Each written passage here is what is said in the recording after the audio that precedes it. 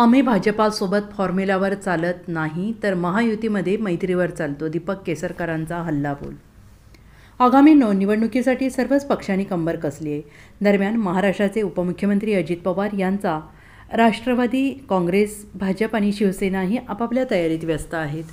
यावर आम्ही भाजपासोबत फॉर्म्युलावर चालत नाही तर महायुतीमध्ये मैत्रीवर चालतो, अशा प्रतिक्रिया मंत्री दीपक केसरकर यांनी दिली आहे। आम्हाला 48 पैकी 45 सीट जिंकायच्या आहेत। निष्क्रिय सरकार आणि काम करणारे सरकार हे लोकांना लवकरच कळेल। जे लोक बिल्डरला विकले गेले असतील त्यांनी विकले जावे। आम्ही बिल्डरला विकले गेलेले लोक नाहीत, असा टोला केसरकरांनी विरोधकांना लगावला आहे। दीपक केसरकर म्हणाले, मनोज जरांगे यांच्याबद्दल मला आदर आहे, पण कोणी काय बोलावं सुद्धा याला लिमिट आहे। मराठवाड्यात कुणबी दाखले द्यायला सुरुवात केली। आम्ही जे नोटिफिकेशन काढले ते कायम करायचं ही त्यांची मागणी आहे।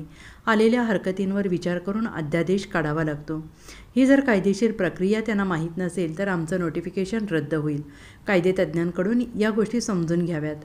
राज्यातील महायुती सरकारच्या मंत्र्यांपैकी अनेकांनी शासकीय बंगल्यात वास्तव्याला येण्याआधी बंगल्यांचे नूतनीकरण करून घेतले, मात्र मागील 5 महिन्यात नूतनीकरणावर तब्बल 30 कोटी रुपये खर्च झाल्याची माहिती समोर आली। यावर दीपक केसरकरांनी प्रतिक्रिया देत म्हटलंय की महाराष्ट्र वैभवशाली राज्य आहे। लहान सहान गोष्टी घ्यायच्या आणि लोकांमध्ये गैरसमज निर्माण करायचा। महाविकास आघाडीच्या काळात किती मंत्र्यांच्या घरावर खर्च झाला याचा सुद्धा तपशील मी तुम्हाला देईन। बंगल्यावर खर्च करणे तो सुद्धा मेंटेनन्ससाठी ही एक कंटिन्यू अशी प्रोसेस असते आणि हे काम PWD करत असते, असं ते म्हणाले। एक गोष्ट अशी आहे, आम्ही फॉर्म्युला आणि त्याच्यामुळे ज्या ठिकाणी जो उमेदवार निवडून आला आम्हाला 48 पैकी किमान 45 पण किमान 45 सीट आहे।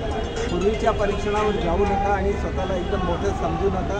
जसं जसं इलेक्शन जवळ येईल त्याला मोदीजींची हवा तयार होईल आणि त्याच्याचबरोबर आम्ही जी केलेली कामं आहे घेऊन आम्ही लोकांच्या समोर जाऊ आणि निष्क्रिय सरकार कसं असतं आणि काम करणारं सरकार कसं असतं हे लोकांना पटवून देऊ।